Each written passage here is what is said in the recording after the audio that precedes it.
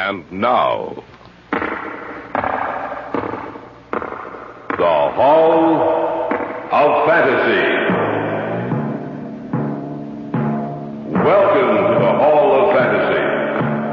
Welcome to the series of radio dramas dedicated to the supernatural, the unusual, and the unknown. Come with me, my friends. We shall descend to the world of the unknown and forbidden, down to the depths where the veil of time is lifted, and the supernatural reigns as king. Come with me and listen to the tale of the Automaton. Over here is what I call its brain. Put the power on, Elizabeth. Yes, Father. I've only begun on the binary system, but watch. Why, it's moving. It's sitting up. Yes. It's getting down off the table. And now you'll see a sight that no one else has ever seen before. It's walking around the laboratory. Yes, you're witnessing the first movements of a new creation, superior to man in that it will never tire, a servant to man, for that will be its place in the future. A machine that looks like a man and will be able to think like one. The Hall of Fantasy will present the Automaton in just a moment. The Automaton. I first met Dr. Eric Ziegler at the conference on scientific research. I knew of him, of course. His name was famous throughout the world as one of the foremost experts on automatic control. It was the closing session of the conference when he made his now famous speech. And in conclusion, gentlemen, may I say that mankind can expect this technological advance to continue. He can look forward to the future in the secure knowledge that his life will become easier and longer through the advances we make. That he will be free to direct his energies towards the conquering of new frontiers, bringing him closer to the day when he will stand alone over all the universe. Bravo! His speech so aroused me that I couldn't help making my way to the speaker's platform, pushing my way through the crowd which surrounded him in order to congratulate him. Congratulations, Dr. Ziegler. Dr. Ziegler?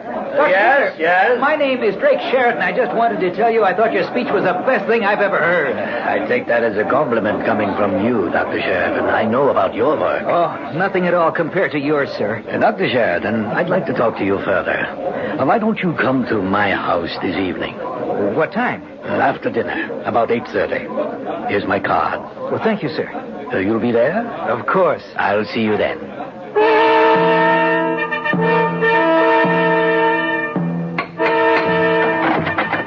Yes? I came to see Dr. Ziegler. Oh, your name? Drake Sheridan. Oh, yes. He's been expecting you. Won't you come in? Thank you. Just follow me. Was the most interesting effect of all. A new paragraph. The success of the automaton of which I am speaking is dependent upon the excellence of the brain I can give him. My work has become so... Dr. Sheridan is here, Father. Oh, excuse me.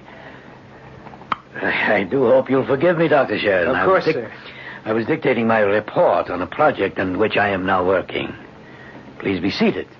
And before I forget, this is my daughter, Elizabeth. How do you do? A pleasure. Thank you. Drink perhaps, Dr. Sheridan? Yes, I could stand one. Yes. Any particular preference? No. Would you do the honors, Elizabeth? Of course, Father. Dr. Sheridan, perhaps you're wondering why I asked you to come here. I have been, but I consider it a privilege and an honor to be here. Thank you for the compliment, but it wasn't necessary. You may be interested to know that I've followed your career quite closely. And from what I've gathered, you're a very intelligent young man. Well, thank you, Dr. Ziegler. I'm not complimenting you to make you feel comfortable, Dr. Sheridan. I mean what I say. Exactly why did you ask me here, Dr. Ziegler? To talk to you, to see what kind of a person you are. And here are your drinks. Oh, thank you. Thank you, my dear. That's just right, Elizabeth. Yes. Dr. Sheridan, I'm going to be completely frank with you. I am working on a private project financed with my own money completely divorced from my work at the Research Institute. My daughter has been helping me with this work, but unfortunately she does not have the knowledge nor the training to be of anything more than elementary assistance. I see. I am interested in finding an assistant who will devote his full time with me to the work I am doing. You mean you intend to leave the Institute? Yes. My work is finished there, and besides, I want to devote more time to this particular project of which I'm speaking. What's the nature of your work? Automatic control, of course. Would you be interested in working with me? It's a great honor, sir. I will make it worth your while. Well, I'd like to know exactly what you're working on before I make any decision. I believe I can trust you. I have a building some miles outside of the city which serves as my own personal research laboratory. We might as well drive out there. That is, if you're interested. Why, certainly I am. Good. Elizabeth, get the car from the garage, please. We'll drive out tonight.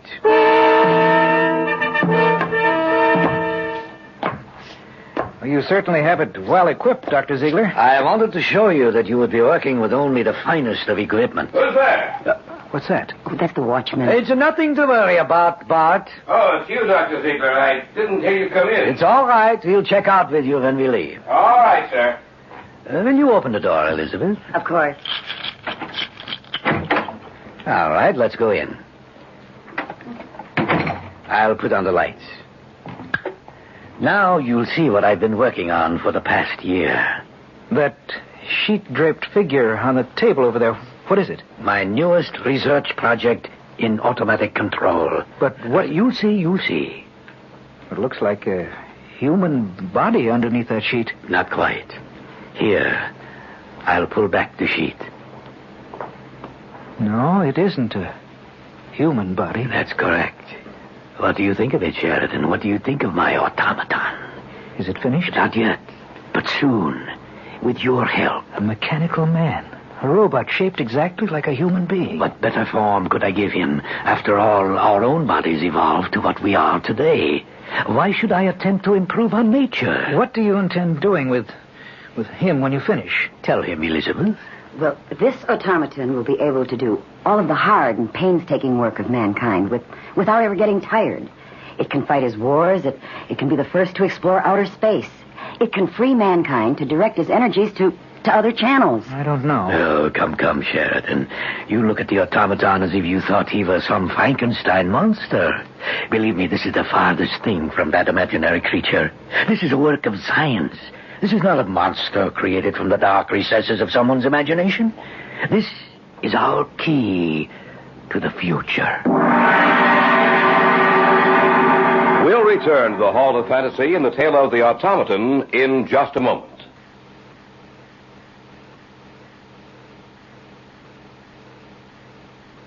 Back now to the Hall of Fantasy and the tale of the Automaton. Dr. Eric Ziegler, his daughter, and I stood looking down at the metallic figure lying on the table before us. In all respects, it resembled a man, a metal and plastic man, created by the genius of Ziegler. This is our key to the future. This automaton will free man from labor. Let him develop his mind to the fullest. How much longer do you think you'll have to work before it's finished? I can't tell. That's why I need you to help me set up the automatic self-regulation of its brain. Then you haven't developed the system of feedback yet? No. As you are aware, that is the basic machine of all self-regulating systems of automatic control. A man's mind is a complex creation. The mind of the automaton must also be complex in order that it can do the work of a man, in order that it can think and regulate itself. Why don't you show him what you've accomplished so far in the feedback system? All right. Now, over here is what I call its brain. Put the power on, Elizabeth. Yes, Father. I've only begun on the binary system, but watch. It's moving. It's sitting up. Yes. It's getting down off the table. And now you'll see a sight that no one else has ever seen before. It's walking around the laboratory. Yes. You're witnessing the first movements of a new creation, superior to man, and that it will never tire. Servant of man, but that will be its place in the future. A machine that looks like a man will be able to think like one. I shall return him to the table now.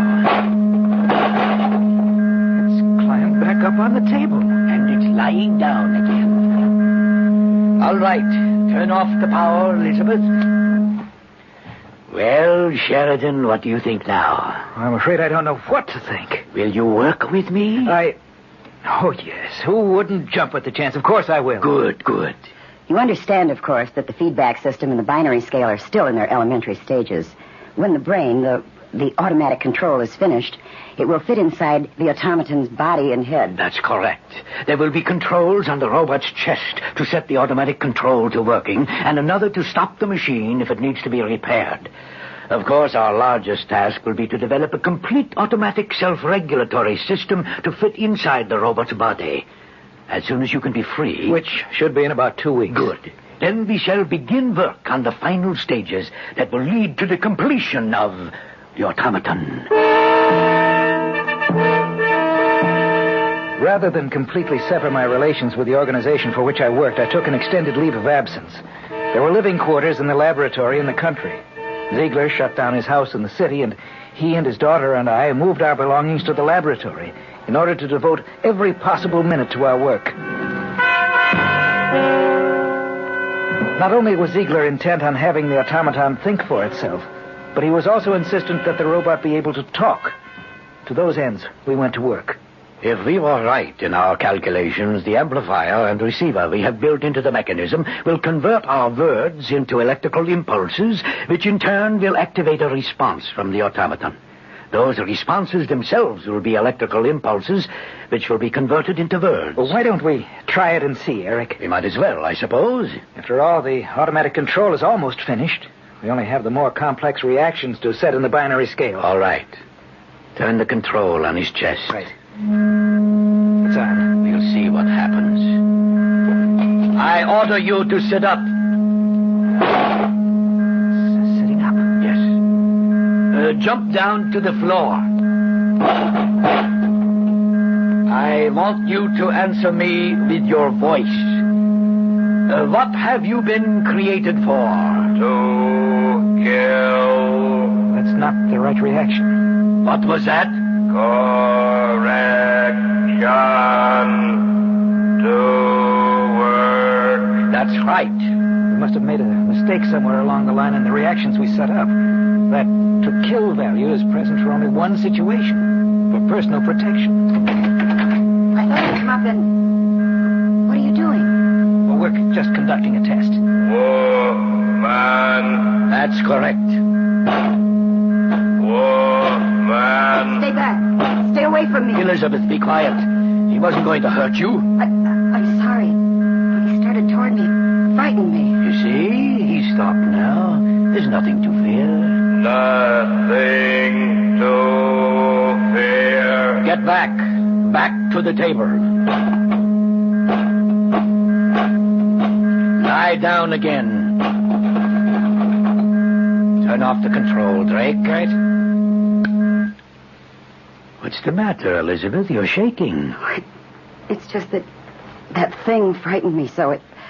Those lenses that it has for eyes, there's something hypnotic about them.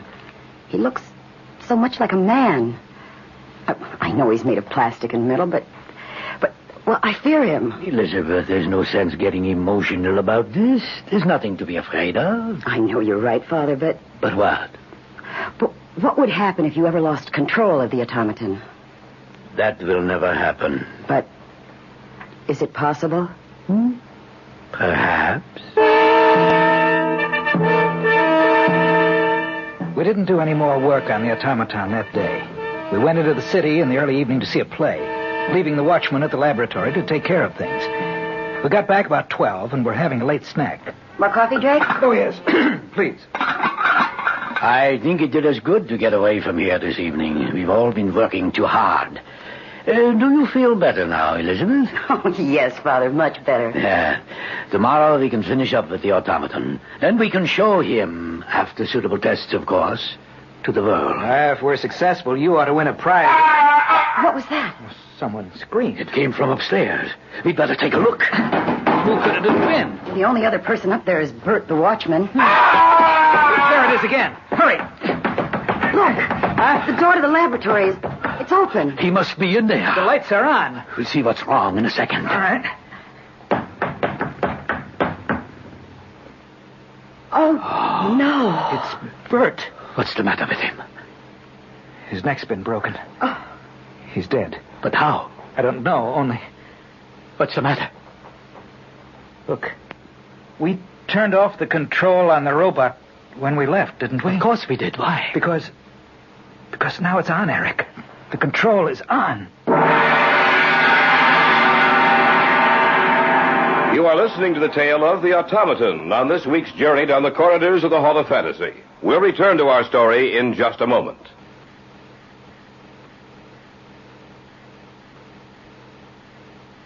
And now, back to our story.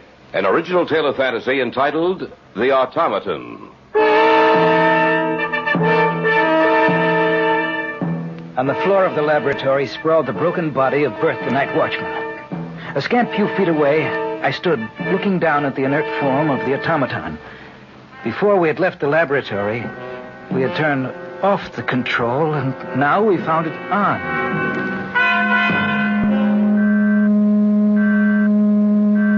That isn't possible. Take a look for yourself. The control is on. But we turned it off before we left. Are you sure? Of course, I turned it off myself. How did it get on? Perhaps Bert turned it on. Why should he do that? Perhaps he was curious. But the most important thing to find out is what killed him. The robot? Don't be a fool, Elizabeth. The robot won't kill unless attacked. That's right, Elizabeth. It's the only reason for it to kill. Actually, the reaction was set in the control system for self-preservation.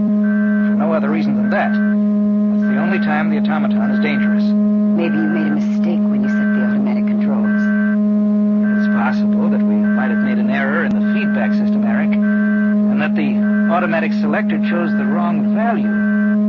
When Bert turned the switch on, the robot thought he was in danger and killed him. We didn't make an error in the feedback system, Drake. We checked each value through 5 times before we placed it in the servo mechanism. You know that as well as I do. Then how did Bert die? I don't know. Master of Man. It's still on. Turn it off. Did you hear what it said, Eric? Master of men.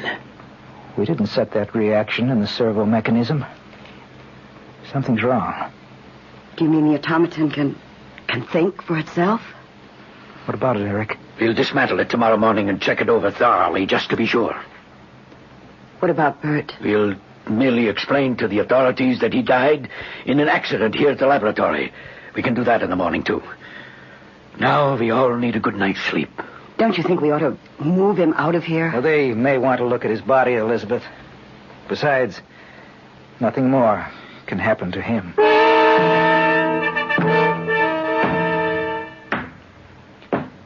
Elizabeth?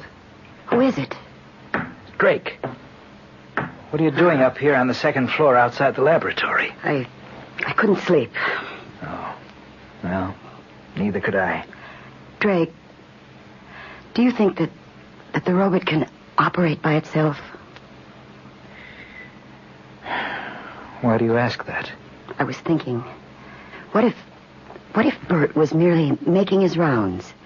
What if he walked into the laboratory and the robot was there, waiting for him? Well, that's not possible, of course.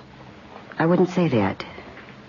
Isn't it possible that you and Dad might have made a mistake in setting up the feedback system? Isn't it possible that there could be an error in the automatic control system that would allow it to operate without being switched on? Operate enough to at least turn the operating switch on? Well, it's possible that there's something comparable to a short in the control system, which would mean that the robot could operate without the control being on. Yes. I want to go in there and take a look at it. Why don't you wait until morning? No, I want to see it tonight. All right. Let's go. Are you sure you want to go inside? Yes. switch on the lights. Mm-hmm. Well, everything seems to be all right. Let's take a look at the automaton. Every time I see it, it frightens me. There's nothing to be afraid of, Elizabeth. I'm not so sure. The control button is still off. Wasn't he lying the opposite way, with his head at the other end of the table when we left? No, I don't think. Where's that hum coming from? I don't know. Sounds like the robot's power system. Yet the control button is off. Are you sure? Let me get a little closer to it. Well? The hum is coming from the automaton. That means I was right. I guess you... Drake, Huh? look out. Master of men, The system is on. It's sitting up. to kill. We made a mistake. We must have made a mistake. It's getting down. Let's get out of here. Is it following us? No, it's just standing there. But it will be after us in a few seconds. Hurry, hurry. Let's get this door closed and locked. I can see it through the glass panel. It's starting towards the door. I heard some noise up here. What's the matter? The automaton's in operation, without the control being on. What? That's right. We must have made a mistake, Eric. The only thought that thing knows is to kill. We have to destroy it. It's getting closer to the door. That door won't hold. Let's get out of here. It has to be destroyed. But how? It weighs over half a ton. I think I have it. Stop here by this window. Oh, another crash against that door and it'll be out of the lab. What are you going to do? Its reactions are slower than ours. We'll wait here for it. It'll come walking towards us. At the last minute, we'll run to the side. I don't think it'll be able to stop itself in time. It should crash through the window and to the ground below. The 2-story drop should destroy it.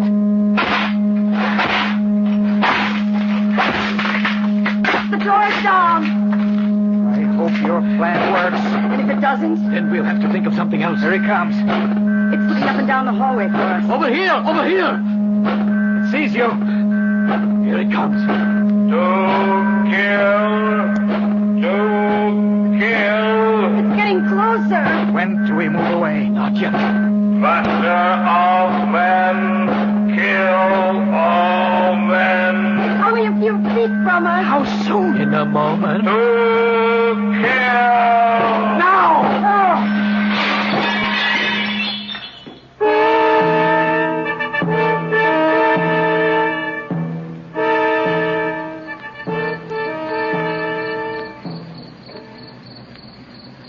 Are you sure it's destroyed? Yes. The fall completely destroyed the automatic control.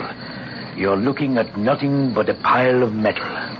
What do you intend doing? Starting all over again. Somewhere along the line, we made a mistake. We have to find that mistake and correct it. We don't want a master of men, but a servant of men. Someday, I don't know when, but someday, we'll be successful. And then one of mankind's most useful servants will be the automaton.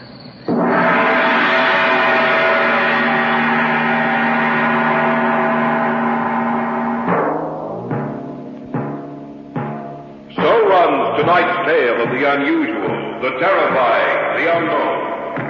Join us again when next we journey down the corridors of the Hall of Fantasy to hear another strange tale of the supernatural. All characters and events portrayed in these programs are fictional, and any similarity to actual events or persons, living or dead, is purely coincidental.